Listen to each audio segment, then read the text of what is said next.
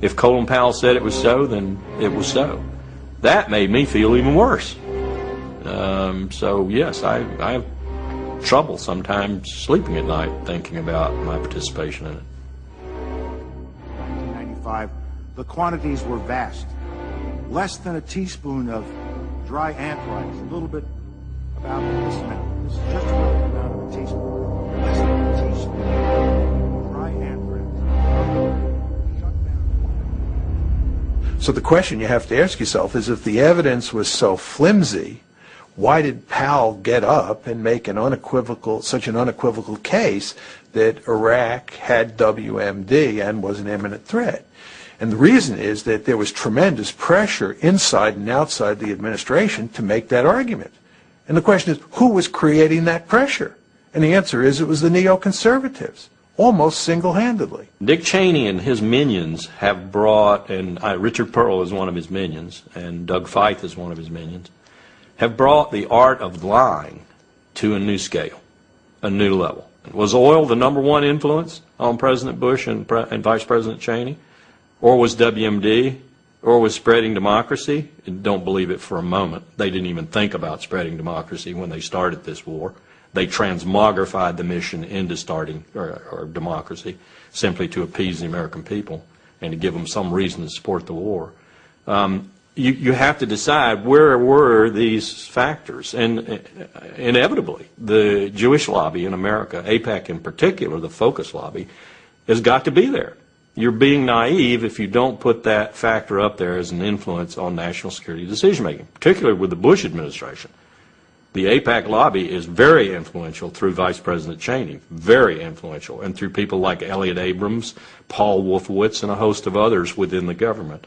And of course, you don't want to lose sight of the fact that the Israeli government was also feeding the United States government intelligence, which said that Iraq had a serious WMD capability and was an imminent threat. There's an Israeli general named Shlomo Bram who has written a piece on this, which says in effect that Israel was a full partner in this scheme to convince the public in the United States and around the globe that Iraq was an imminent threat. Iraq was not an imminent threat. The fact is that even if Saddam had nuclear weapons, there was nothing you could do with them, right? But you could not make those arguments at the time in the United States. It was very, very hard to get them out into the public domain and for them to get any traction.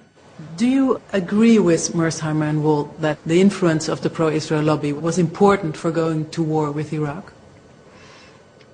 I do, but I would not have presented it the way they did, because I think that they underestimate ideas and they underestimate, if you like, emotions.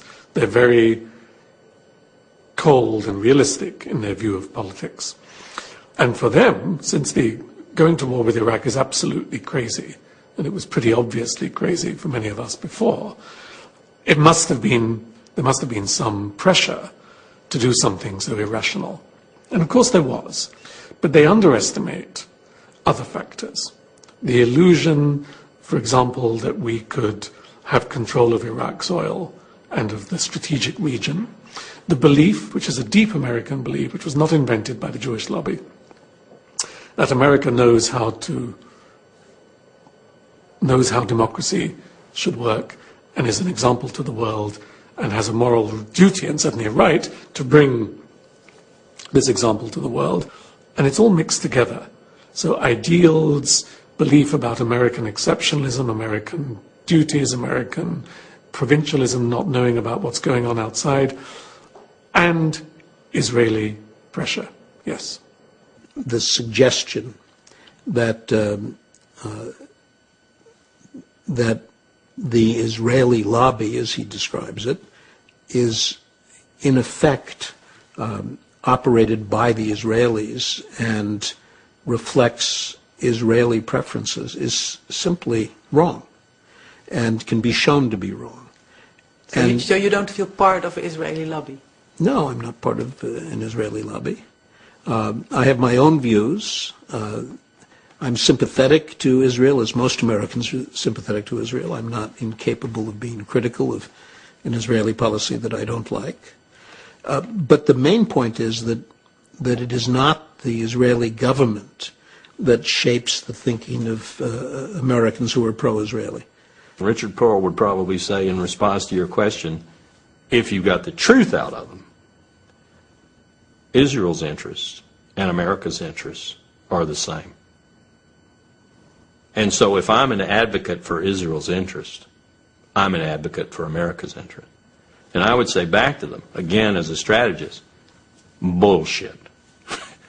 No two countries in history, and no two countries in the future in history, I will predict, will ever have coincidental national interest all the time. No way.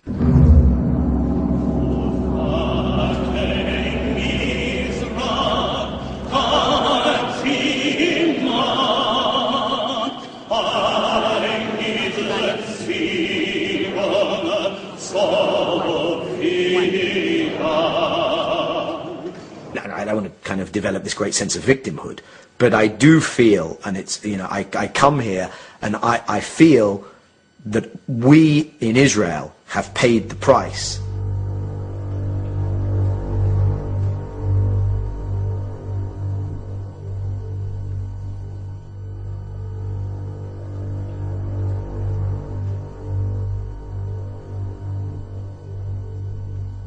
American Jews, surprise, surprise, are liberal Democrats when it comes to most issues, including the Middle East. So when you poll American Jews, they're for the peace process and they're for American engagement and they're for a two-state solution. And we did the Geneva Initiative and they were in favor of that as well. But the institutional, organized leadership of the community has kind of taken things in a very different direction. And I do feel that for their own reasons, reasons that I understand, reasons that are not unique to the Jewish diaspora in America, reasons that are prevalent in many diaspora politics around the world. It's to do with my identity in a diaspora, it's to do partially with guilt, it's to do with my own political role in my new host community, etc., etc. They've driven so-called pro-Israel politics in Washington in a direction which is directly antithetical to what is good for Israel. In that respect, yes, I do feel we paid a price. Of course, that has been increased manyfold under the current administration.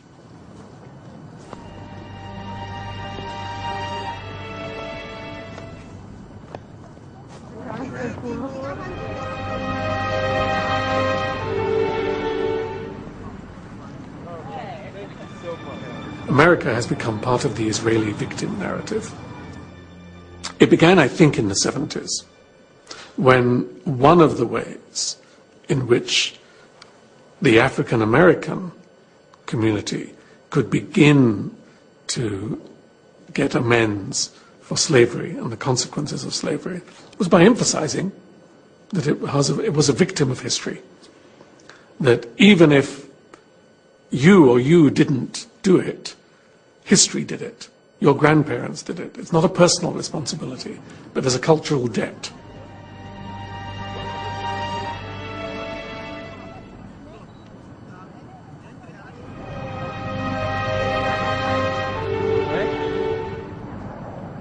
And the Holocaust, of course, is the ultimate victim narrative. And David Ben-Gurion, the first Israeli prime minister, knew this very well, because he turned it to advantage, giving Israel as a whole country a victim narrative.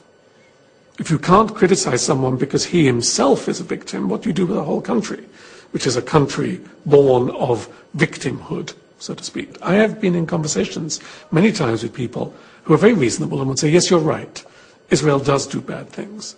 The occupied territories, stealing the water, stealing the land, bombing the houses, etc. But remember what happened to the Jews. There is a background, there is a history, there is a reason, there is an excuse for this. And of course, you can say the same thing for the Palestinians. Remember what happened to the Palestinians after the Nakba in 1948 and so on, 1967. No wonder they have